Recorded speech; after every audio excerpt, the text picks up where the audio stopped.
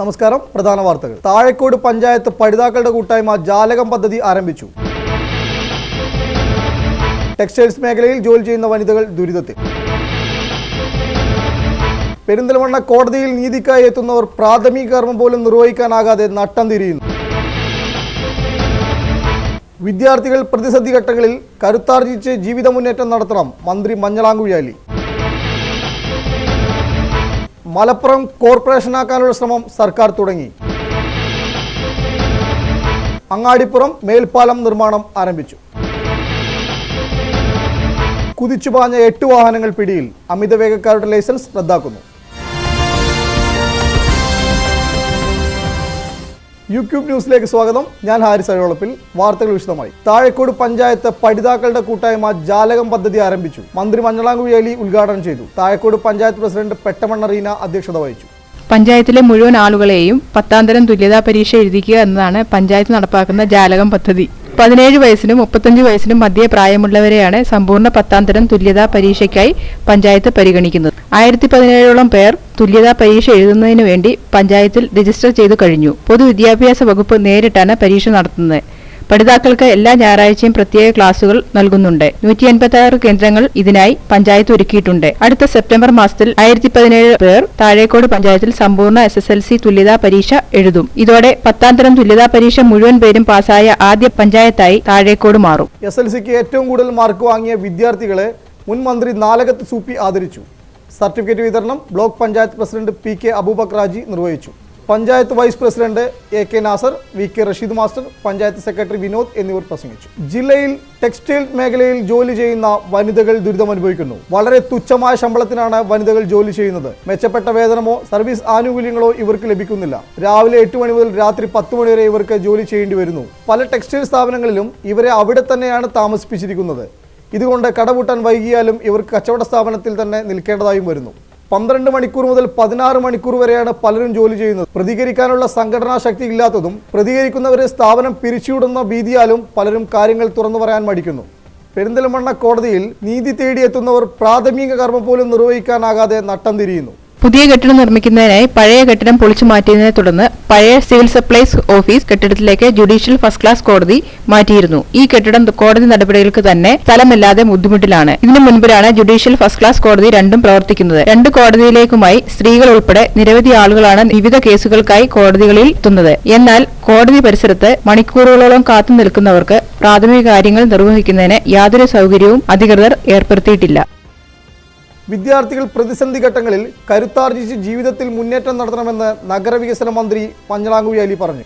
Youth Congress Perinthalmanna നിയോജക മണ്ഡലം കമ്മിറ്റിയുടെ ആഭിമുഖ്യത്തിൽ പെരിന്തൽമണ്ണ ടൗൺ ഹാളിൽ നടത്തിയ പ്രതിഭാ സംഗമം ഉദ്ഘാടനം ചെയ്ത് പ്രസംഗിക്കുകയായിരുന്നു അദ്ദേഹം. മണ്ഡലം പ്രസിഡന്റ് CK ഹാരിസ് അധ്യക്ഷത വഹിച്ച ചടങ്ങിൽ പട്ടാമ്പി MLA CP മുഹമ്മദ് മുഖ്യപ്രഭാഷണം നടത്തി. DCC president E Muhammad Kunhi, DCC സെക്രട്ടറിമാരായ advocate Benny Thomas, P Radhakrishnan, C Sethumadhavan, നഗരസഭാ പ്രതിപക്ഷ നേതാവ് പച്ചേരി ഫാറൂഖ്, C മൊയ്തുണ്ണി, CK റഫീഖ്, നദീറ ഹമീദ്, മണാട്ടിൽ ബാലകൃഷ്ണൻ, നിഷ സുബൈർ, അരഞ്ഞിക്കൽ ആനന്ദൻ, മടത്തിൽ സുരേഷ്, പൊന്നേത്ത് ഹസൻ, സൈനുദ്ദീൻ പുലാമന്തൂൾ എന്നിവർ പ്രസംഗിച്ചു.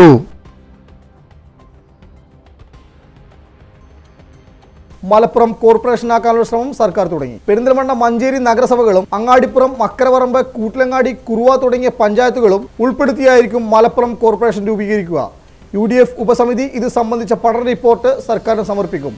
റിപ്പോർട്ടിന് ശേഷം സർക്കാർ പ്രഖ്യാപനമുണ്ടാകുമെന്ന് പ്രതീക്ഷിക്കുന്നു. അങ്ങാടിപ്പുറം മേൽപ്പാലം നിർമ്മാണം തുടങ്ങി.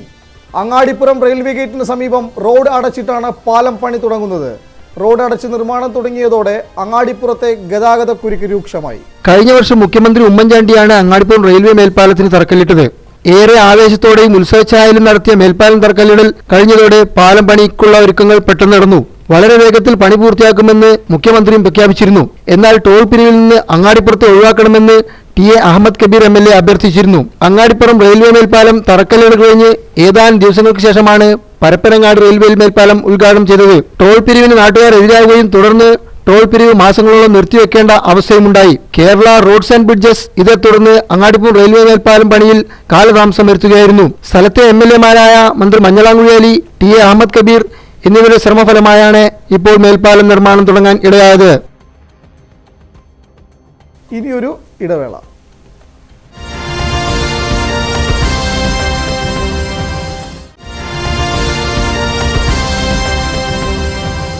വാർത്തകൾ തുടരുന്നു. ജില്ലയിൽ വാഹനങ്ങളുടെ അമിത വേഗത്തിന് തടയിടാനെത്തിയ ഇന്റർസെപ്റ്റർ പരിശോധന തുടരുന്നു. ദേശീയപാതയിൽ 85 കിലോമീറ്റർ വേഗത നിശ്ചയിച്ച ഭാഗത്ത് 93 കിലോമീറ്ററിലധികം വേഗത്തിലാണ് പിടിയിലായ വാഹനങ്ങൾ സഞ്ചരിച്ചിരുന്നത്. മലപ്പുറം കൊണ്ടോട്ടി ഭാഗങ്ങളിലാണ് വെള്ളിയാഴ്ച പരിശോധന നടന്നത്. അമിത വേഗത്തിൽ പോകുന്ന ഡ്രൈവർമാർ പിടിയിലായാൽ 6 മാസത്തേക്ക് ഇവരുടെ ലൈസൻസ് റദ്ദാക്കുമെന്നും RTO അറിയിച്ചു. മദ്യപിച്ച് വാഹനമോടിക്കൽ, 3 പേരെ കയറ്റി ഇരുചക്ര വാഹനം ഓടിക്കുക, വാഹനത്തിന്റെ സ്പീഡ് എന്നിവ ആധുനിക സംവിധാനം ഉപയോഗിച്ച് ക്യാമറയിൽ പകർത്തി പരിശോധിക്കുന്ന രീതിയാണിത്.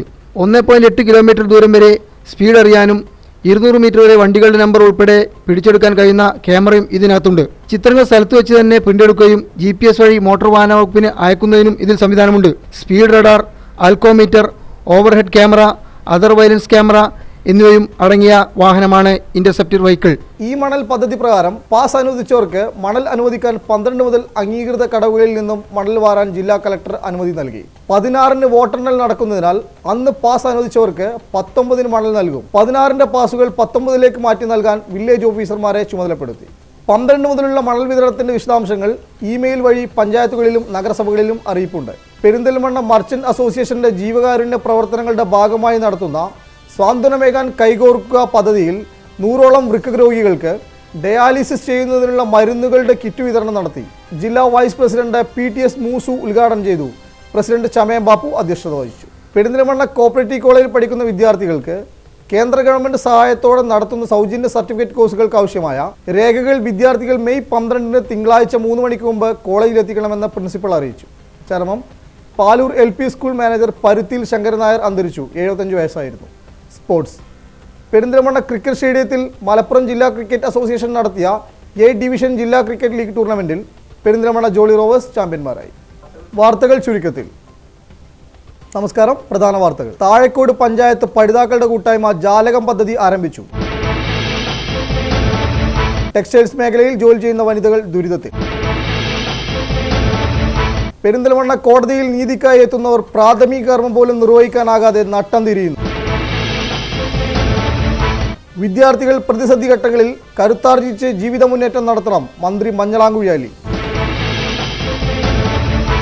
മലപ്പുറം കോർപ്പറേഷനാക്കാനുള്ള ശ്രമം സർക്കാർ തുടങ്ങി. അങ്ങാടിപ്പുറം മേൽപ്പാലം നിർമ്മാണം ആരംഭിച്ചു. കുതിച്ചുപാഞ്ഞ 8 വാഹനങ്ങൾ പിടിയിൽ. അമിതവേഗക്കാരുടെ ലൈസൻസ് റദ്ദാക്കുന്നു. ഈ വാർത്താ ബുള്ളറ്റിനോട് അവസാനിക്കുന്നു. നന്ദി, നമസ്കാരം.